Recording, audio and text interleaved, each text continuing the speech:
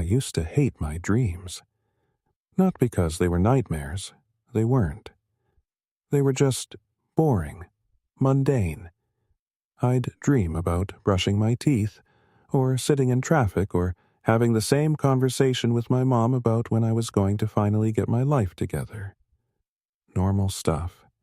Forgettable stuff. That changed 3 weeks ago. It started with the coffee. I dreamed I was at my usual cafe, ordering my usual drink. Medium dark roast, 1 sugar, no cream. In the dream, the barista, a guy named Marcus who I'd seen 100 times, handed me my cup and said, "Careful, it's extra hot today." When I took a sip, I burned my tongue so badly I woke up gasping. The next morning, I went to the cafe like always. Marcus was there. Same green pen, same tired smile. I ordered my usual. He handed me the cup and said, "I swear to God, careful, it's extra hot today." The exact same words, the exact same tone. I laughed it off. Coincidence, right? Marcus probably says that to everyone. But when I took a sip, the coffee scalded my tongue in the exact same spot as in my dream. I spent the rest of the day pressing ice cubes against the burn, trying to convince myself it meant nothing. The second time it happened, I couldn't ignore it anymore. Dreamed about my neighbor, Mrs. Chen. She's this sweet old lady who lives across the hall and always smells like lavender and cat food. In the dream, she knocked on my door at 7:43 p.m. I remember checking my phone and asked to borrow eggs. She was wearing this hideous yellow sweater with cats on it. "I'm making a cake for my grandson," she said. "It's his birthday tomorrow." The next evening, I was heating up leftover pizza when I heard the knock. My phone said 7:43 p.m. I knew who it would be before I opened the door. Mrs. Chen stood there in that same ugly yellow sweater, smiling apologetically.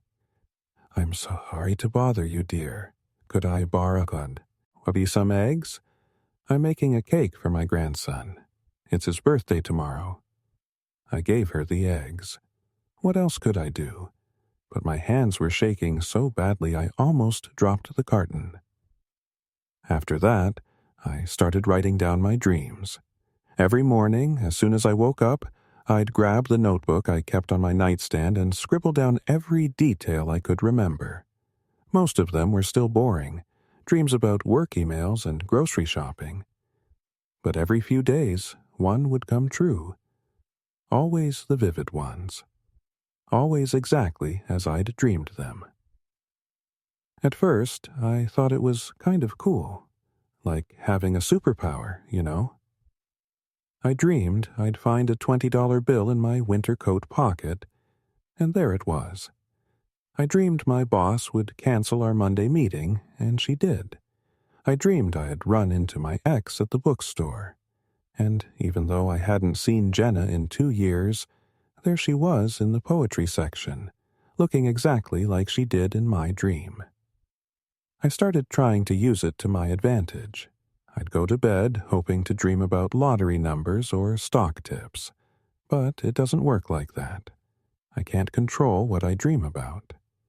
And the dreams that come true, they're random, meaningless, until they weren't. Last Tuesday, I had the first bad dream. In it, I was walking home from work, taking my usual route through the park. It was getting dark. That weird in-between time when the streetlights haven't come on yet, but the sun is already gone.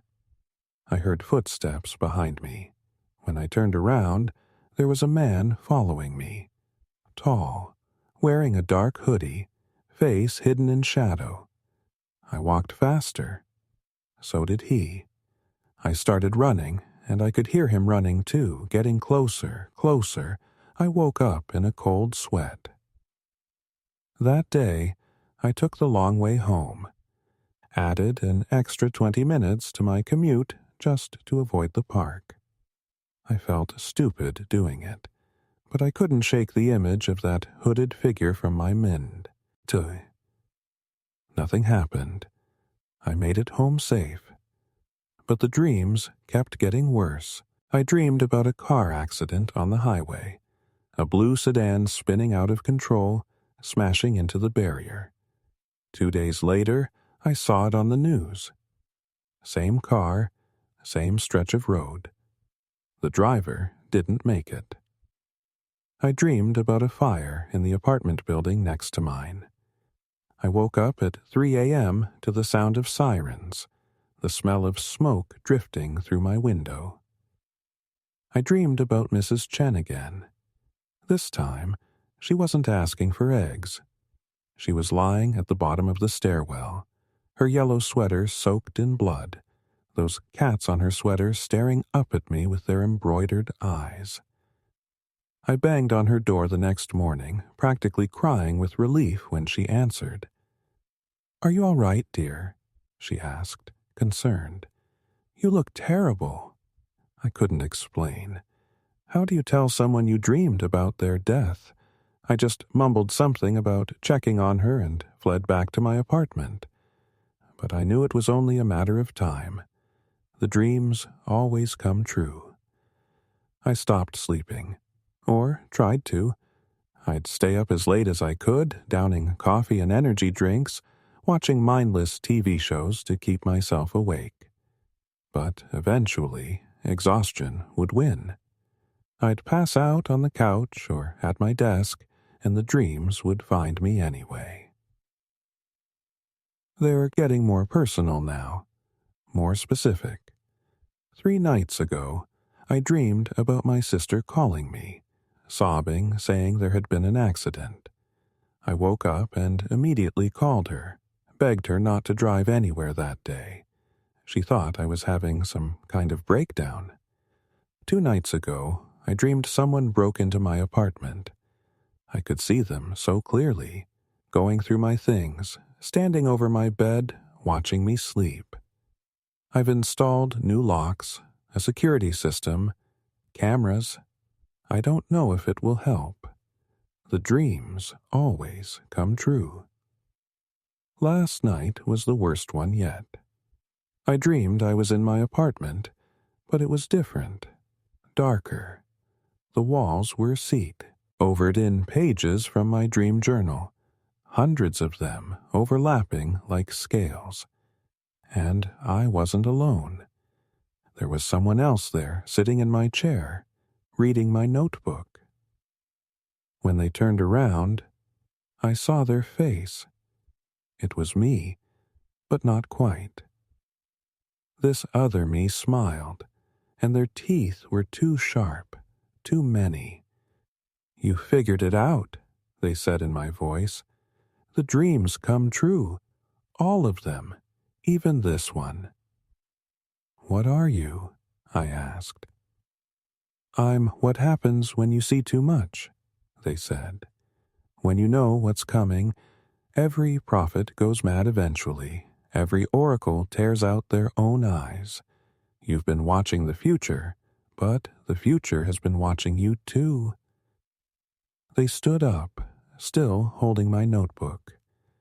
"Tonight, you're going to dream about tomorrow. And tomorrow, you're going to dream about the day after. And soon, you'll be dreaming about things that haven't happened yet, might never happen. Could happen if you just make the wrong choice. You'll see every possibility, every path, every ending, and you'll go insane trying to prevent them all." "I'll stop sleeping," I said. They laughed, and it sounded like breaking glass. "You can't stop sleeping forever, and when you dream, I'll be there. I'm already there. I'm in every dream now, waiting, watching, growing stronger." I woke up screaming. That was 6 hours ago.